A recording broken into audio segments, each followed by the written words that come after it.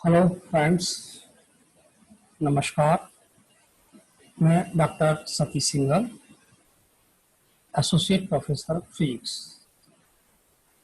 आज के इस वीडियो में बीएससी पार्ट सेकंड में इलेक्ट्रॉनिक्स की पहली यूनिट परिपथीय विश्लेषण के बारे में अपन बात करेंगे। जहां परिपथीय विश्लेषण से आशय विद्युत परिपथ या जाल की विभिन्न शाखाओं में वोल्टता या धारा का मान ज्ञात करना, परिपथ में का परिणामी प्रतिबाधा आदि का सैद्धांतिक अध्ययन करना होता है। परिपथ विश्लेषण के अध्ययन के लिए सबसे पहले कुछ परिभाषाओं को जानना जरूरी है, जिनमें एक शब्द बार बार रिपीट होता है, नेटवर्क, जिसे हिंदी में हम जाल भी कहते हैं।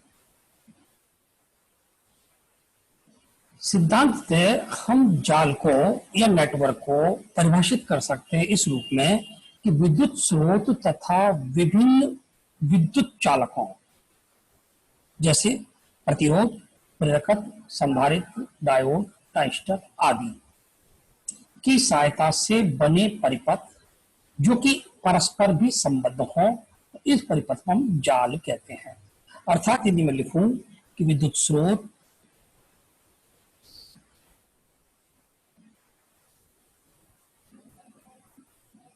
तथा विभिन्न विद्युत चालकों विभिन्न विद्युत चालकों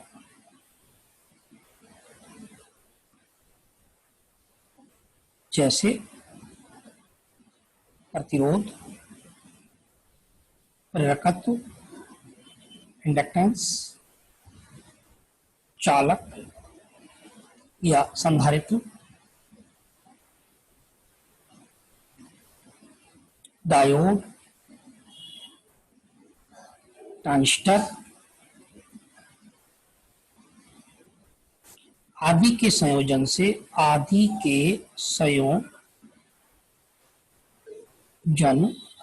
से बने तथा एक दूसरे से संबद्ध तथा एक दूसरे से संबद्ध परिपथों के समूह को जाल या नेटवर्क कहते हैं। ये एक्सपेक्ट कर रहा हूं आपसे कि जाल शब्द या नेटवर्क शब्द आते ही आपके दिमाग में ये चीज आनी चाहिए। पूर्णतः जालों को भी इसमें सुस्पष्ट और स्वतंत्र टर्मिनलों के आधार पर विभिन्न भागों में बांटा गया है। सामान्यतः जाल को हम इस तरह के बॉक्स से दिखाते हैं।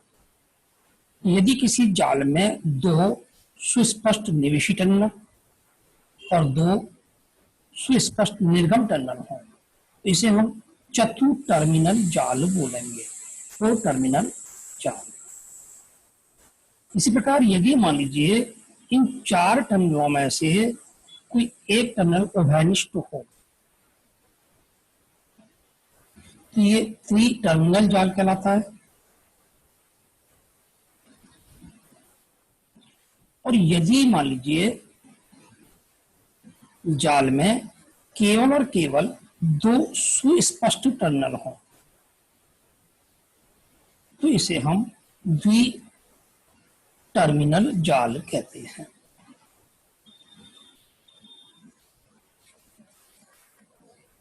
यदि जाल में विद्युत स्रोत है तो सक्रिय जाल कहेंगे, और विद्युत स्रोत नहीं है तो जाल को निष्क्रिय जाल कहते हैं। साथ ही एक और शब्द हमारे बार बार रिपीट होगा, शाखा या ब्रांच। तो किसी भी जाल में वह भाग या धारा का पथ जिसमें किसी धारा का मान नियत रहता है, उस भाग को हम क्या बोलते हैं? शाखा या ब्रांच। किसी भी जाल का वह भाग या धारा का पथ जिसमें किसी धारा का मान नियत रहता हो तो धारा के इस पथ को शाखा कहते हैं।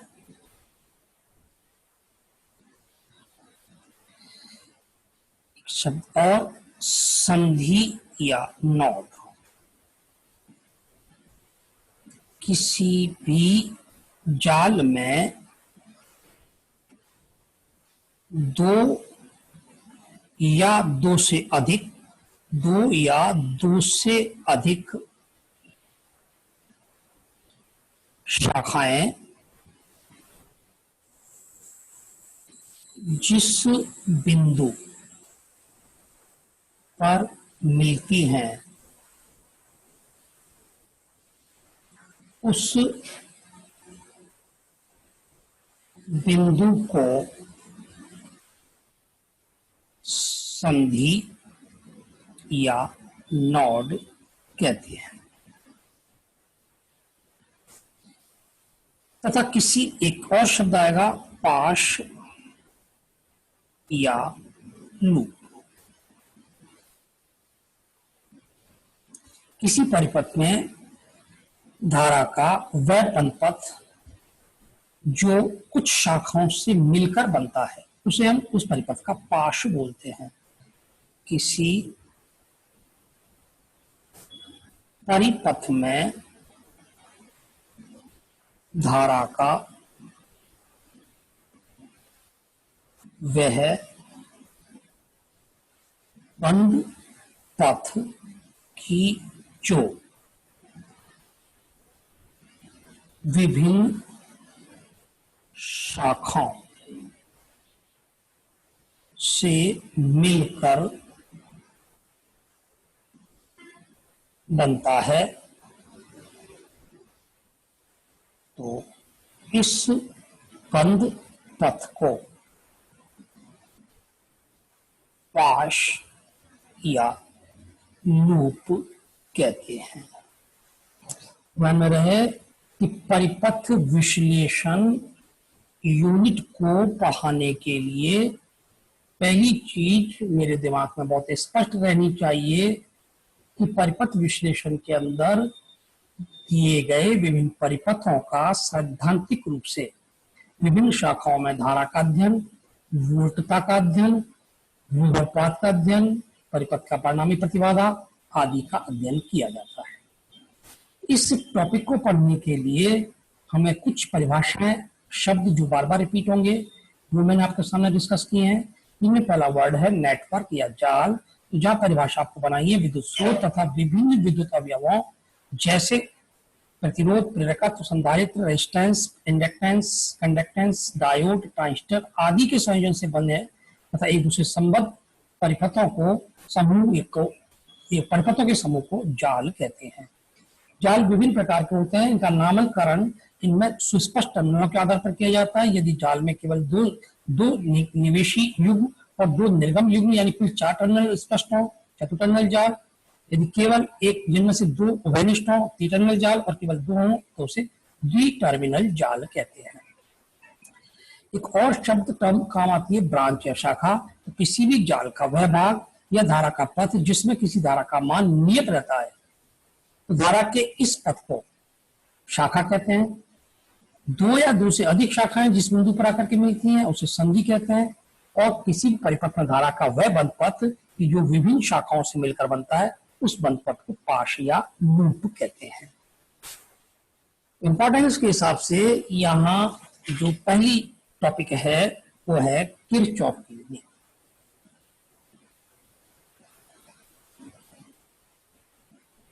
किरचॉफ के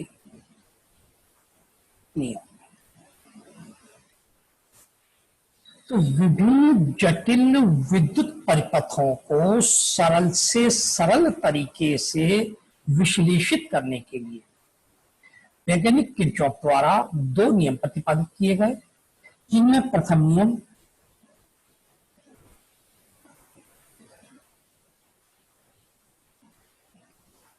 धारा का नियम कहलाता है।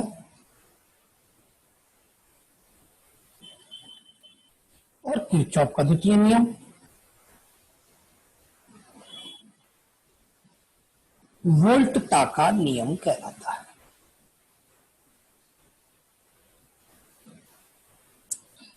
किरचॉफ के प्रथम नियम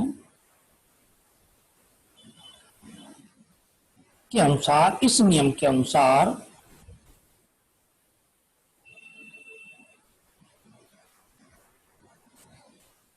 किसी विद्युत परिपथ की संधि पर कुल धाराओं का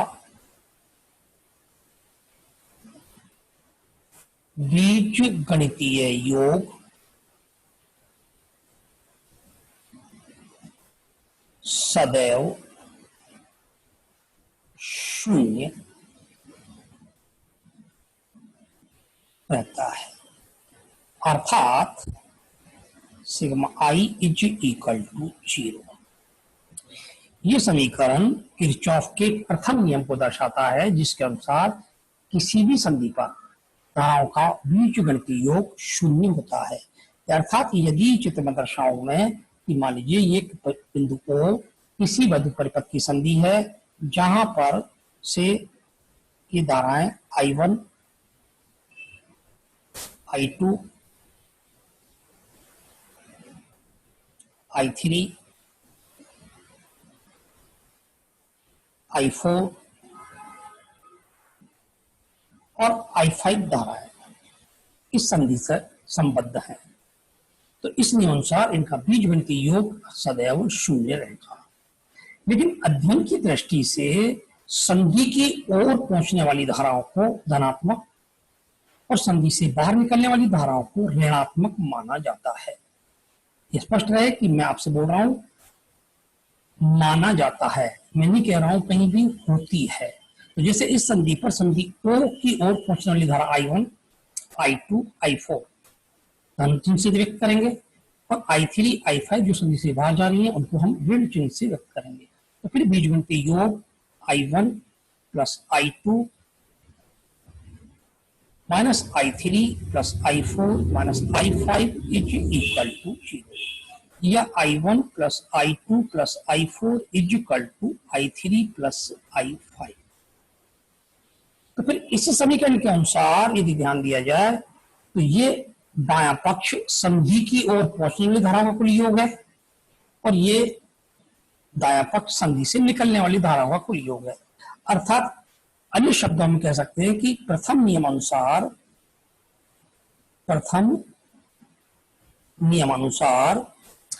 परिपथ की संधि पर पहुंचने वाली धाराओं का कुल योग संधि से निकलने वाली धाराओं के कुल योग के तुल्य होता है। अर्थात प्रथम नियमानुसार संधि पर पहुंचने वाली धाराओं का कुल योग संधि से निकलने वाली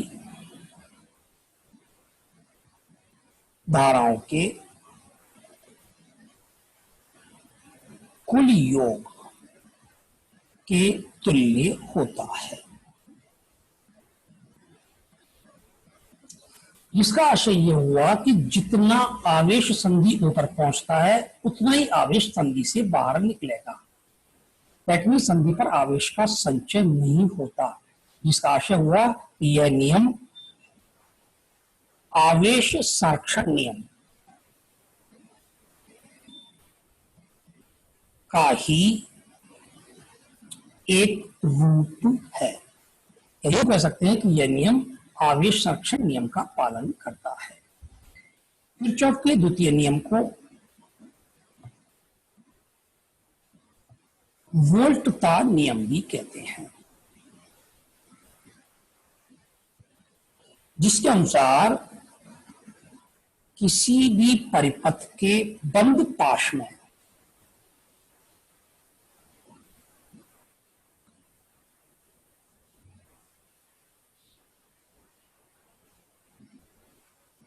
इसे यदि मैं एक बंद परिपथ की कल्पना करूं, ये नियम कहता है कि किसी भी परिपथ के बंद पाश में प्रतिबाधाओं पर उत्पन्न विभव पातों का बीजीय योग उस बंद पाश में लगे विद्युत वाहक बलों के बीजीय योग के तुल्य होता है। जिसे कह सकता है कि इस नियमानुसार बंद पाश में विद्यमान प्रतिबाधाओं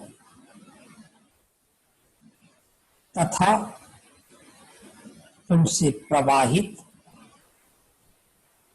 धाराओं के गुणन का बीजीय योग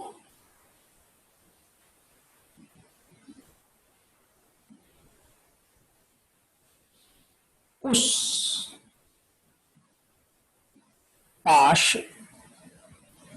पाश में विद्यमान विद्युत वाहक बल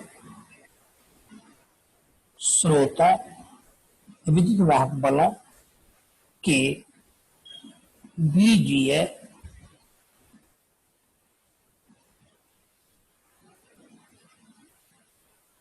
योग के तुल्य होता है। अर्थात sigma E equal to sigma I R. यह नियम ऊर्जा संरक्षण नियम का ही एक रूप है। इस नियम का उपयोग हम बहुत ज्यादा करेंगे, जिसका उपयोग करने का तरीका मैं आपको अपने अगले वीडियो में समझा पाऊंगा। आज के लिए यही वीडियो को मैं स्टॉप करता हूं। धन्यवाद।